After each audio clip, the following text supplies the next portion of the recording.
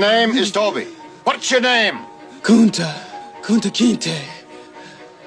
The black runaway slave was tied to a wooden post. At the white overseer's command, another black slave whipped Kunta's back. The other black slaves could only watch helplessly from the sidelines. The overseer ordered his men to stop the punishment and told Kunta that if he changed his name to Toby, he would be released. But Kunta, a warrior from Gambia in West Africa, refused to submit. The sound of the whip cracked again. After some time, the overseer gave Kunta one final chance. Just when everyone thought the boy was still holding on to his stubbornness, Kunta's defiance came to an end. At this point, Kunta was tortured and collapsed to the ground. Mr. Fudra, like an elder, showed concern for him. 2 years later, despite working hard, Kunta still endured insults and abuse from the whites. Yet, in front of the plantation owner, he behaved obediently. Mr. Fudra was amazed by Kunta's compliance. But just as Fudra was about to invite Kunta to a ball, Kunta prayed to the heavens in the African tradition. He planned to escape the plantation once again, which surprised Fudra. For 2 years, Kunta had endured humiliation to make the plantation owner lower his guard. The melody of a violin played as the black slaves danced happily, while the white people partied nearby. Kunta hid in the grass, waiting for the overseer to relax his vigilance. Then, he quietly snuck into a moving carriage and covered himself with a cloth. Kunta avoided the white man's sight and stealthily jumped off the carriage. When Reynolds learned that Kunta had escaped again, he hired 2 slave catchers to track him down. Kunta found his ex-girlfriend, and they hadn't seen each other in 3 years. Both of them had endured unspeakable suffering. The next day,